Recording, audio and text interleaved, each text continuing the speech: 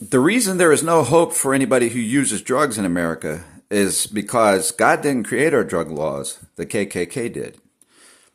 And so in reality, there is hope for people who use drugs because God gives everybody hope. But there is not hope in our society. There's not much hope because it's a sabotage. Our drug laws are a sabotage law. It's like a mousetrap putting cheese in it. It's like telling people not to ever drink coffee again and taking all their rights away because they went back and drank coffee. Okay, so but you're also allowed to steal them from them. Say we made it illegal and then somebody keeps pushing coffee on you for money or whatever. They're doing it so they can isolate you and steal from you, right? So if you have the caffeine pill, they wouldn't have the coffee available if it was illegal. They'd have this just a caffeine pill in powder form. Wouldn't even have the pills. They'd have it in powder form, right? So, and then they would cook it up into crack form, right? So there's tricks behind it, but the KKK created prohibition, pushed prohibition, and so that brings up another point. The KKK wasn't just about being racist. They were really more. They did it on purpose. All right. They created. They pushed prohibition. Then they demonized consumers of drugs and alcohol, and talked about hanging them from airplanes and everything else to create a second-class citizen. The KKK was created by Confederate soldiers who were angry about losing the war because that ended slavery. So it wasn't just about racism. They were mad they lost money and lost the second-class citizen. So they used demonizing drugs to create a second-class citizenry so they can make slaves out of them. So today, our addicts, people who are called addicts, and they're not really addicts, most of them. A lot of them are not really addicts. They're just because they've been demonized into that. They'll call somebody an addict, for example, who's only drank a beer once and got drunk once. That's not an addict, all right? So a lot of people are not addicts, but they are slaves. So that's the new slave that the KKK created was addicts, what we call addicts. And so, and I don't believe in the 10-step program or 12-step and all that stuff. That's probably created by people related to the KKK, as far as I'm concerned. And then, that's my view. All right, KKK influence. I won't say directly by them. At some point, they probably knew that stuff back then more than they know it now. What's worse about today is the KKK did it on purpose. They demonized addicts on purpose to create a slave network for the cartels. They created the cartels through doing that and created a second-class citizen that you could steal from anytime you want. And you can keep it. Everybody's going to believe they're just on drugs all the time. You can steal everything. You can get them high for 10 seconds and take everything they have in those 10 seconds. Give them something real strong, make them dizzy, threaten them while they're dizzy, take everything they have. And then everybody's going to believe they spent all their money on drugs, right? Because the problem is America has bought into the lie and the demonization and believing that addicts are a second-class citizen, all right? So they even believe homeless people poop in the streets because they're just low class or whatever. But the truth is, cartels mess up a restroom, so homeless people can't use the restrooms in certain places. They do that, and sometimes it's addicts and homeless people who are part of the money-making plan. They get more drugs, free drugs, by being the dirty ones who are actually helping the conspirators to sell the drugs and stuff. And so the problem with, I'm not saying it's bad to be an herbalist, a dealer, or to deal drugs as a doctor, or from the pharmacies specifically, but I don't think that they're trying to sell the healthiest ones or the safest ones all the time. But in the streets, when they're dealing with drugs, a lot of the time they're just doing it for money, greed, and hate and revenge because it is all crooked and crazy because the KKK created it, right? And they're connected to evolutionists. They're not from Christian background. The KKK believed in evolution. That's where racism comes from. That's where white supremacy comes from. Evolution beliefs. Believing somebody's more advanced in the evolutionary cycle than somebody else. And so the Democrats, that's where that comes from, the Democrat Party. They're anti-God. God says we're one human race from God, Adam, and Eve, right? The Republicans believe in that, but they don't. Today they're mixed up. They don't realize that as much, a lot of them, except for that I'm the only one I know that's try to put that message out there regularly, but it gets blocked by Democrats, right?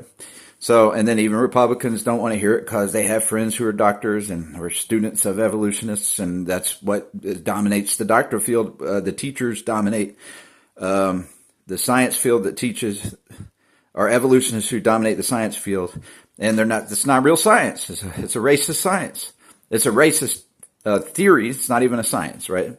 So technically, so there's no evidence of evolution. None. It's all BS, right? So that's baloney and cheese, right? What's S stand for?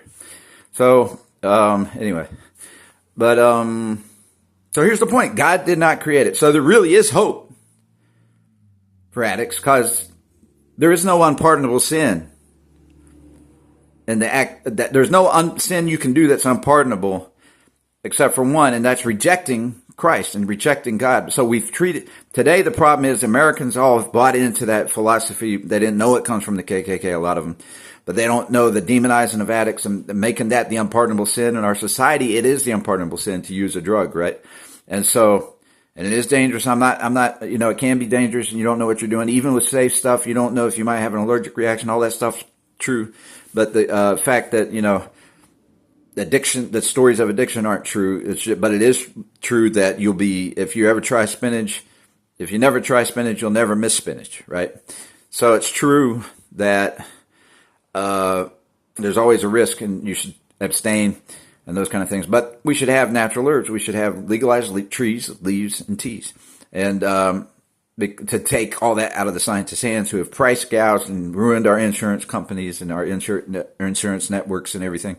They've ruined it all because they've shot the price of medicine up, and it's usually fake medicine. And when I say fake, it's synthetic. It's not from God's natural plants. They demonized God's natural plants and made them not available. It's kind of like making coffee unavailable and only having caffeine pills that are crushed into powder form only, and not having a safe form. So it's much safer to drink it as a coffee instead of having the concentrated caffeine taken out of something, making it real strong. That's what they've done with some of these illegal plants. And also when they have you smoke them, they go straight in your bloodstream through your heart and all that, and it's not good to smoke them. So drinking a tea, even a marijuana tea, would be the safer way to do things.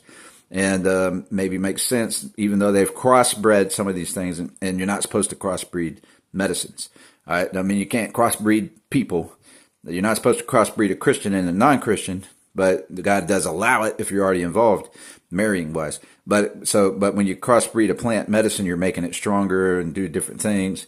And so that's not supposed to happen, and I suspect that's what they've done with marijuana. Marijuana is a trick. When they say act like it's the magical drug, it is not, in my view. It is, it's a downer. So they can control your speech, keep you silent, keep you not ready to fight if they want to bring their soldiers in. That Hitler or somebody, the real Hitler, like the Democrats are the real Hitlers, by the way. They're the real Hitlers. They're the real Nazis. They're the ones that hate Jews, right? So, and then Candace Owens might now, I guess, I don't know, but God loves everybody, right? He gives everybody a second chance. He gives them until they die. So, but on earth, we have to fend for our own rights and properties against other people who want to steal, right? So it's, we're supposed to extend love and extend God's true message for the second life. But anyway, I didn't mean to get into all that. Here I go again. But, God did not create the drug law. So there is hope. But if you never try a drug, you'll never miss it. All right. So there are people you could try to quit. You try to quit coffee and you're used to doing it and there's no big deal, so it seems like, but say you tried to quit coffee, say they put people in coffee rehab, they'd have the same problems they have with other drugs. And it's not going to work 100%. So it shouldn't be considered the unpardonable sin, but they should make safer forms. And that's what they haven't done. They're not doing it right. And they're always the cartels are always throwing a trick at them because the cartels know more about science than the real scientists do because the real scientists haven't ever been allowed to use these. Plus they have hypochondria. It's because they're always told all this stuff that addicts do and that happens with addicts. They're told that comes from the drug doing that. No, it doesn't come from that. It comes from cartels abusing them and stealing everything they have. And then us saying that's what they get. That's what they deserve and those kind of things. So it's real hard for them to recover from being robbed. That's the hardest part. And then you're around killers. The Democrats put killers they release them from jail and put them in shelters and everything else to keep running the shelter and silence speech about politics and religion, and to keep running the drugs, and the cartels can keep getting the money and funneling it back to them in some way, and by keeping people homeless and everything else. So, but the problem is the Republicans have bought into that message, believing that it's okay to abuse addicts, and that's their fault. That they just accept. They don't think of it in that context, but they're thinking that's what you get for using a drug. That's how bad drugs are. And that's not actually accurate. But doesn't mean the drug can't kill you in a heartbeat. It doesn't mean you should ever do it unless you need a medicine for pain. At a doctor, I won't say doctors are stupid in my opinion, but that's my opinion. And so I think today's doctors are, and a lot of them are, because they have to be super careful and deny the truth a lot, because they can get sued, right? So they don't know much about herbs, and they don't know much about health. I'm not going to say all of them, but a lot of them choose not to. They just want to choose what gives them power and keeps them getting money, right? So, anyhow, and they're not allowed to take risks, all right? But we should have the freedom to be a scientist ourselves and learn what's good for us and what's not good for us. Now, I'm not promoting experimenting and all that, and I'm not doing that, but there are people who are pre-exposed, and that should be known for. So the truth is, there is hope for addicts and for heaven. There's hope for them to have clean time. There isn't much hope for them to ever get credit from other people for having clean time. And if they go back and relapse just once and then they get right back up the next day, people are still going to treat them like crap, basically. And so that's because they've bought into the demonization of KKK, treating addicts like that's the unpardonable sin. All right. And because they want to qualify killing people for some reason. Just like they want to find somebody in their sin and demonize that sin. That's the way the Democrats are. They want to demonize somebody so they can just throw them in jail, even if they're not hurting somebody else, right? And they like doing that. I mean, they have a murderous heart. They're barbarians. And also they do it for money and greed. So anyway, but nowadays, there's not much hope for people to be forgiven or believed unless you follow that thing. You got to never touch it again. For years, there is hope if you never touch it again. You play the game that they play and say, "I've been clean for 90 days. I've been clean for a whole year." They're still drinking coffee, so they're not clean off of drugs, really. But they're clean off of the drugs where they're allowed to smoke. They're allowed to swindle you, steal from you, and treat you like crap. All right, and kill you even. They're allowed to do that if you take that illegal form from the gangs or whatever. But so you can play the game, and then I don't believe half the people when they say they're clean so long. But but if you have one little relapse, then it's over again. People won't give you much of a chance. They might kick you out of house and home, won't trust you not to steal or something else, because the people are stereotyped as that making them steal, and it doesn't. It's when the gangs and all that steal from somebody, they put somebody in a desperate situation, and maybe with the threat of shooting them if they don't steal something. And so they do that because it's extortion. It's extortion. But but some people know to run away and escape and not fall and not give in to that, right?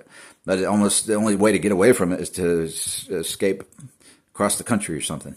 Escape as far as you can, stay away from them, and otherwise they're going to extort you and kill you. I mean, so they have a green light to do that. That's the thing, because everybody's adopted the KKK philosophy. Everybody, including the dealers. The dealers love the KKK philosophy. So the KKK was probably working with the slave trade in South America and Mexico and stuff when it was outlawed by us. And so they're connected to that. And so they love demonizing addicts so they can steal from them, so they can make them be their slave. All right. So, it's a pretty tricky thing, but that's really the real deal. And it doesn't negate any of the fact that, I believe in nutrition. I believe in trying to stay off caffeine. I don't think it's a sin, first of all. So I will do it sometimes, but you have to know it's not healthy for you unless you use it like a medicine. And I'm saying it's not the healthiest thing to do, but it can help you stay awake at the wheel of the car. It can help you if you've lost sleep and you can't fall asleep in a class or something. It's like it can help you temporarily, but then it hurts you the next day. It hurts your memory when you're coming off the caffeine. And it's because it constricts your blood vessels, and one especially in the left side of your head. It helps migraines temporarily, but it can give you a migraine when you're going through, let's say, hangover from caffeine and withdrawal. So you have to know it's a medicine. It has laxative effects, it's diuretic effects, dehydration effects, and all those kind of things. And so carob powder, CAROB, is the safer way to go. Don't even have to add sweetener. It's already naturally sweetened. So that's a good replacement for chocolate or coffee. So coffee has caffeine too, has theobromine. Tea has caffeine too. So ginger tea might be the safer one. Do a ginger tea instead of something with caffeine.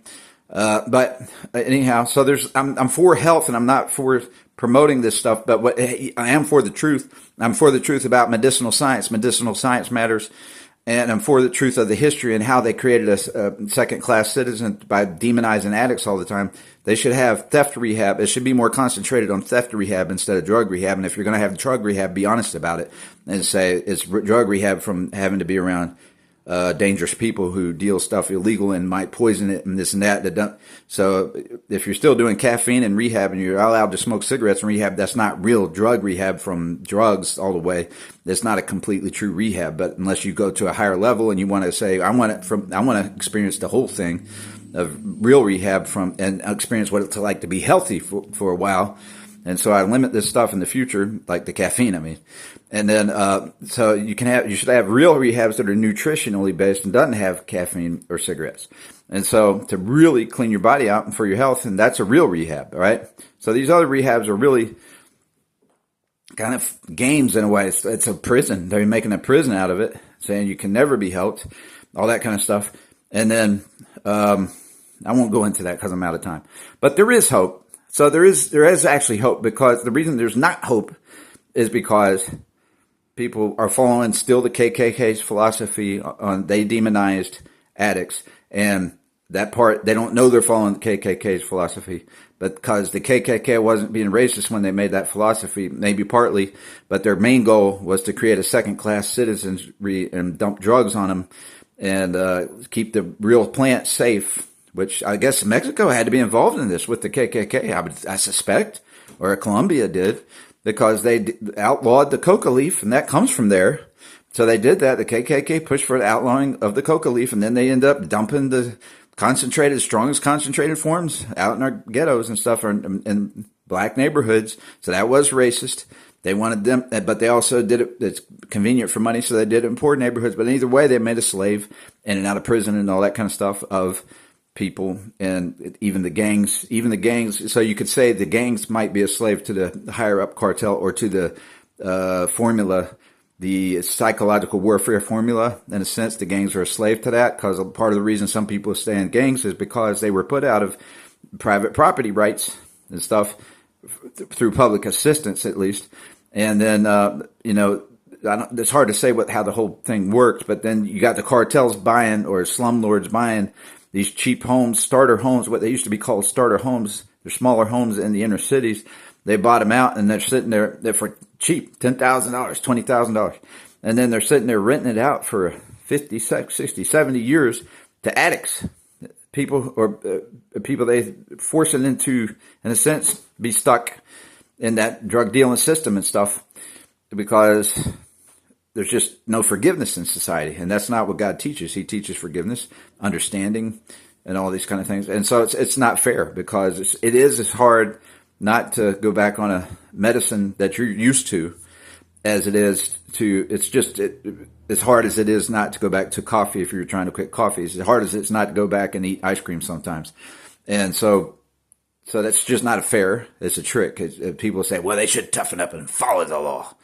No, it's a trick law, and they're not going to just follow it because they know deep down, once they get tempted to do it, they know that's a bullcrap law. It's not a sin. It's okay. I'm not hurting it myself. I haven't done it in a while. I just need a little break. It's easy to rationalize and do it and think it's no big deal. So at that point, you're like, I don't believe any of those people. And so they'll do it a little bit, but then it puts them around a crowd who's going to rob them and stuff, or it might get them put in trouble because the law isn't fair in that sense. So the law should be hard on the dealers and make sure they're not poisoning this stuff, that kind of stuff. And then really it should be the natural trees, leaves, and teas should be in the hands of herbalists. Take that out of the hands of science and all these people who demonize everything. And at least try it. It can't be any worse than what's going on now, right?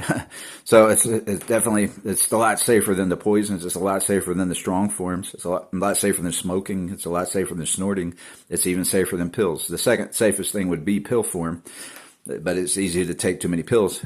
However, but the difference between pill forms and snorting and smoking is that a pill form does slowly absorb through the stomach and stuff, and duodenum or whatever, and which you can look that up, duodenum, Duodenum, I think.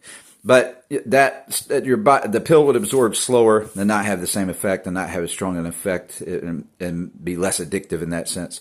And so you have to choose not to want it and to be educated and know nutrition and exercise and stuff like that, and sleep and nutrition and natural herbal remedies, and know how to use Tylenol to get you off of caffeine sometimes from the withdrawal headaches instead of doing more caffeine. There's ways to do that. There's different ways it works for different people. So we should learn all that stuff. People should. And still teach abstinence. All right. So that's the truth. That's the reality. Because we're talking about, from a Christian standpoint, caring for your body, take care of your temple, don't be a glutton, and drugs fall into that area of gluttony, in my opinion. And so the Bible says not to be excessively drunk with wine, and you know it's talking about real wine there, and not juice, when it says don't be excessively drunk with wine, but be filled with the Spirit. So, by the way, and the NIV wants to change that. The NIV version wants to say don't get drunk. It's wrong to drink, and they leave out excessively. And so they're trying to say the Bible says not to do it at all. So it didn't say not to do it at all in that verse. It says don't be excessively drunk, don't be too drunk, don't do it too often, and don't do it. It probably means both. I'm inferring that because it doesn't clarify all the way. But it sounds to me like it means don't drink too often and don't get too drunk when you drink, but be filled with the Spirit. And it may even mean more, don't do it too often, first of all, so you can think on God, meditate, walk in the Spirit, and so have clarity to praise God with. So, but in Proverbs 31, it qualifies medicinal use of wine and even strong drink if you're on your deathbed, which would indicate in big pain. And then it qualifies strong drink in Proverbs 31. Wine for depression, basically. So it's not true. The KKK did infiltrate the church, or tricked the church by demonizing medicine, basically. Alcohol is a medicine. Drugs are a medicine. They're all medicines, right? Except for poisons and stuff. But there's a depression medicines, there's pain medicines, there's downer medicines to help you sleep and relax. There's the upper ones to help you stay awake. They're all a medicine. So the fact that they want to promote only ones that help you relax and sleep, that's because they want to keep you silent. It's a silent speech, all right, in my opinion.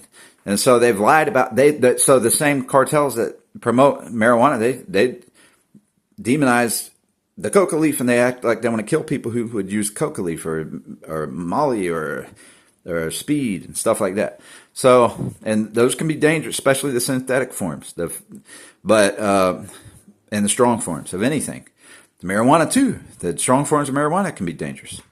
You could walk out in front of a car and not know it. But they mix it a lot of times. So they've left it illegal. By making all these high costs to use the legal venues and then making them kind of weak, people still want to get it from the streets. And then today the streets have it mixed with fentanyl and stuff. And so that ended up boosting in Colorado.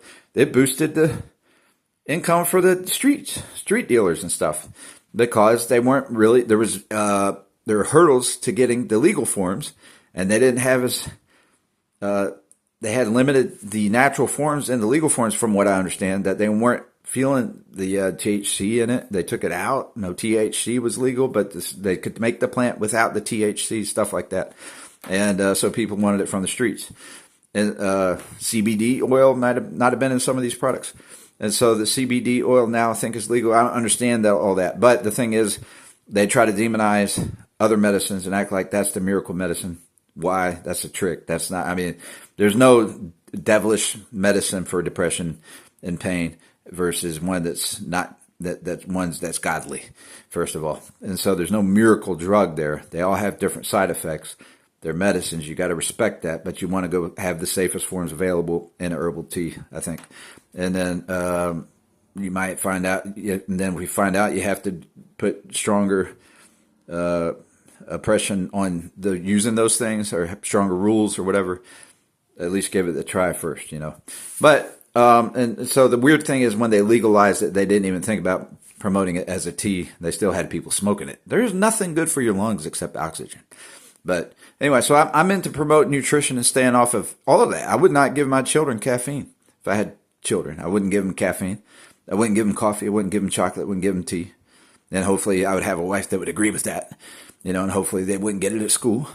But I wouldn't want to teach them that. I would call those the gateway drugs, if there is such a thing. But I think the gateway drug is mostly being robbed, being hurt, being injured, breaking your leg.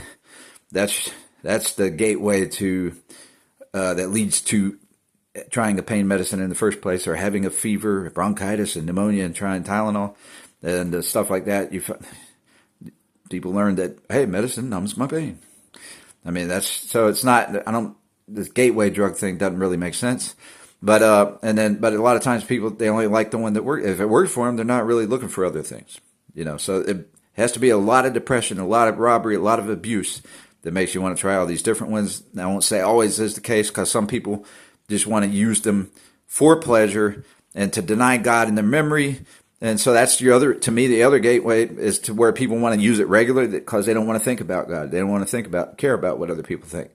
So they would use it regularly. So, but people who just relapse now and then because they fed up and they had to get away, I wouldn't consider them addicts. And, that's kind of, I have been like that in my lifetime. That's kind of where I land. I've done that when I'm tired of stuff and had to get away. And I'm just trying to meet people I won't call it the wrong place, because I think our society is divided in between people who hate addicts and people who are slaves to the dealers that who are opportunists because they know everybody hates addicts. And so they've created a whole society, separate side of society. It's usually known as ghettos mostly. And so I'd call ghettos, I wouldn't call ghettos a real culture. I would call them a slave to drug cartels, bottom line. They're a slave to the system. And so hoods are a little different. They may be part of the cartels a lot of times, dumping certain things in the ghettos. But it's really a slave system. And so I wouldn't call it a culture. I'd call it a survival mode mentality, and angry in a sense, because it's no fun being poor and working harder than everybody else, or working as hard as everybody else and having nothing and never getting anywhere because nobody's protected. They're not allowed to have bank accounts a lot of times. So, or they don't have IDs. People just can steal their IDs out there and stuff. Used to be. I think some stuff's improving and some stuff's getting worse. Right. But, anyway, I forgot my point why I brought that up, but there is hope. Okay. I'll just say there is hope. You got to realize the truth, and that you got to start waking people up, and they got to quit. We got to stop society from making the use of medicine and drugs into the unpardonable sin, and then isolating people and creating a second-class citizen. But we got to figure out better ways. You got to be more into health and nutrition and quit making fun of health and nutrition. It's for people who are addicts and trying to do better, and saying, well, and then acting like if they relapse once it's over, forget it. They're never going to succeed. It's not the goal should be don't relapse so much. If they relapse in the future, well, you've done good for 30 days. You've done good for 60 days. You've done good for 6 months. Don't let one relapse get you down. So you messed up. Get back up. Quit throwing them in the trash can because they relapse once. All right. Quit making them start all the way over because they relapse once. It's not the unpardonable sin. It's not a sin where you have to take everything away. It's not even a sin to use a medicine, by the way. And not in God's eyes. You could say, well, it is if we made it a law. If the KKK made the law, then it's a sin if you disobey it, because you got to obey your authorities. Okay, that's the most common thing I hear all the time, but they don't say KKK, but they say if the government made the law. And I don't think our government is KKK, but except for the Democrats maybe. But they're still connected to the KKK. But it's not KKK anymore. It's just their form of socialism and all that, which the KKK likes, right? When they were mad, they created the KKK because we ended slavery. The Republicans. I align myself with the Republican side. Always have, because I've known it for a long time. Since I was a kid, I always knew the Democrat Party was the party of slavery, right? And I'm like, how can anybody be part of the Democrat Party? Because I knew that, right? I knew Abraham Lincoln was Republican. And they're still for one nation under God. The Democrats are still against it. Same thing. All right? One nation under God. The Declaration of Independence. It means we're one human race from God, Adam, and Eve, and Noah's family after the flood. I got to go because I'm out of time.